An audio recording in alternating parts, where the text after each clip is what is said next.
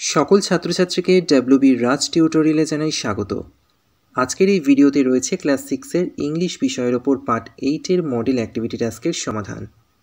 এখানে টোটাল 50 নম্বরের প্রশ্ন তোমাদের দেওয়া হয়েছে।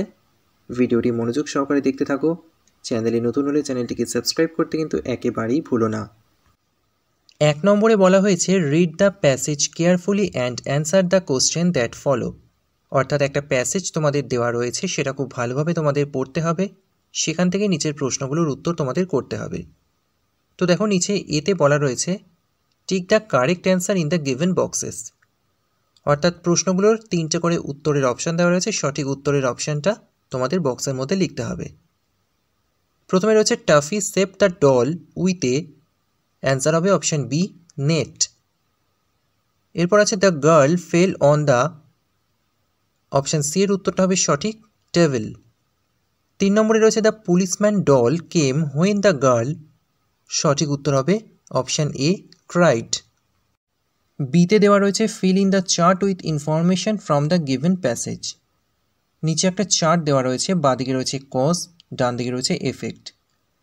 তো শূন্যস্থানে তোমাদের ইনফরমেশন বসাতে হবে এবং সেটা প্যাসেজ থেকে নিয়ে বসাতে হবে। প্রথমটায় দেখো এফেক্ট দেওয়া রয়েছে, toffee dipped the net into the water. এটার কজ তোমরা লিখবে toffee wanted to save the little doll from drowning.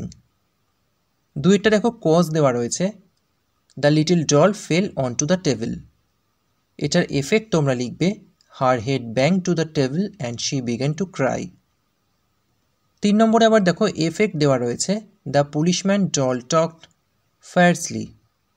তো এটার কজ তোমরা লিখবে the little doll fell on the table banging her head and she began to cry. এরপর 2 নম্বরেও তোমাদের একটা প্যাসেজ দেওয়া রয়েছে, সেটাও খুব ভালোভাবে পড়ে নিচের প্রশ্নগুলোর উত্তর তোমাদের দিতে হবে। এতে বলা হয়েছে feel in the table with information from the passage. নিচে একটা টেবিল দেওয়া রয়েছে, বাঁদিকে রয়েছে হু, ডান দিকে রয়েছে ডিড হোয়াট। তো দেখে নাও অ্যান্সারগুলো কী হবে। টেবিলের ডান দিকে ডিড হোয়াটের জায়গাগুলো তোমাদের ফিল আপ করতে হবে। প্রথমে রয়েছে তাঁতাই, এটা ডিড হোয়াটের জায়গায় তোমরা লিখবে use to watch the road side jewellery shop. 2 নম্বরে রয়েছে দ্য রিচ ওল্ড ফ্যামিলি, এটা ডিড হোয়াটের জায়গায় লিখবে stepped out of a cab, bought the beautiful necklace and left the glass box blank. 3 নম্বরে রয়েছে দ্য শপকিপার, এটা ডিড হোয়াটের জায়গায় তোমরা লিখবে put some cheap crystal jewellery to fill in the emptiness of the box. এরপর বিতে তোমাদের 2টো প্রশ্ন দেওয়া রয়েছে। প্রথম প্রশ্ন রয়েছে what was the occupation of Tatai's father. এটার অ্যান্সার হবে Tatai's father mister Chowdhury was a coal mine worker. পরের প্রশ্ন রয়েছে how far was the jewellery shop from his house. এটার অ্যান্সার তোমরা লিখবে the jewellery shop was hardly 3 years away from Tatai's house. এরপর 3 নম্বরে দেখো কি রয়েছে fill in the blanks with verb in agreement with the subject. প্রথমটা রয়েছে pepperoni and cheese dash grate on a pizza. এটার অ্যান্সার হবে ইজ।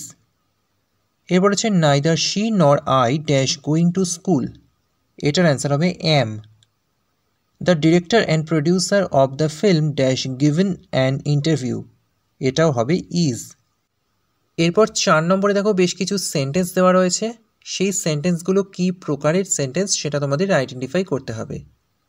প্রথমে এরটা হবে এক্সক্লেমেটরি সেন্টেন্স, বি এরটা হবে ইন্টারোগেটিভ, সি এরটা হবে অ্যাসার্টিভ, ডি এরটা হবে ইম্প্যারেটিভ এবং সবশেষে ই এরটা হবে optative sentence.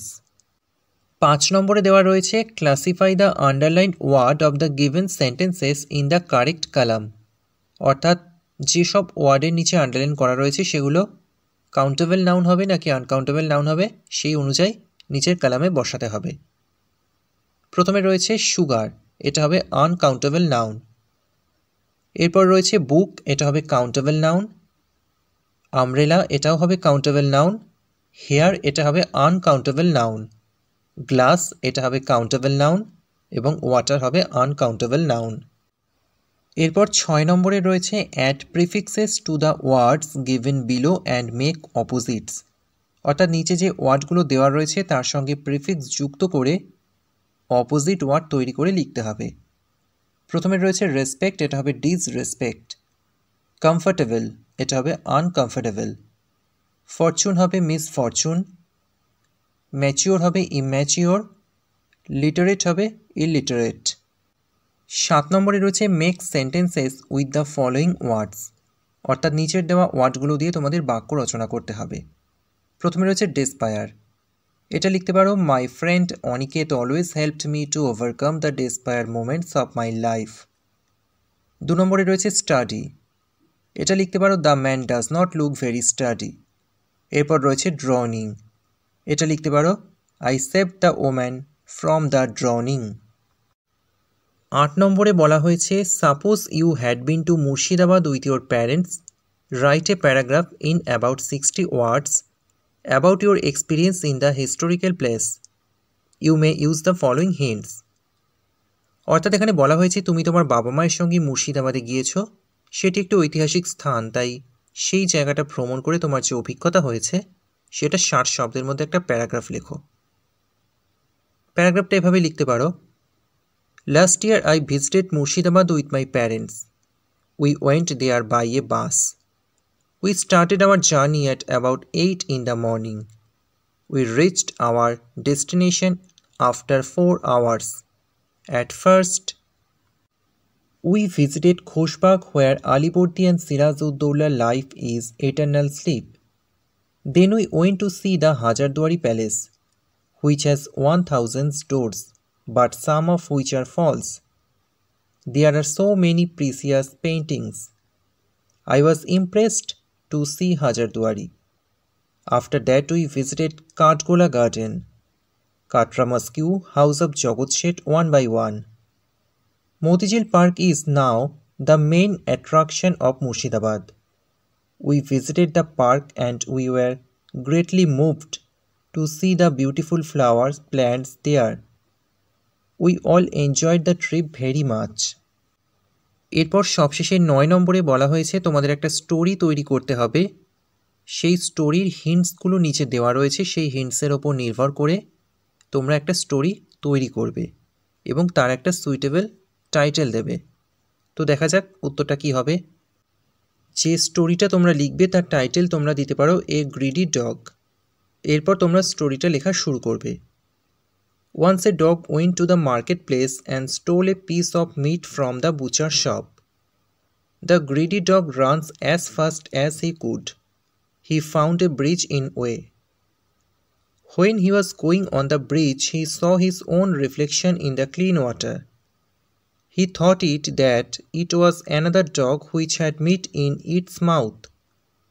The dog said itself, I must have the meat.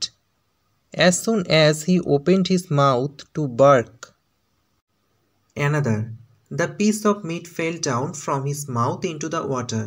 He became sad for his foolishness. Moral of the story তোমরা লিখতে পারো grasp all, lose all. তাহলে ইংলিশের প্রশ্নগুলোর উত্তর বিস্তারিতভাবে তোমরা এই ভিডিওতে পেয়ে গেলে। যদি ভিডিওটা ভালো লাগে একটা লাইক করে দিও, ভিডিওটি শেয়ার করো।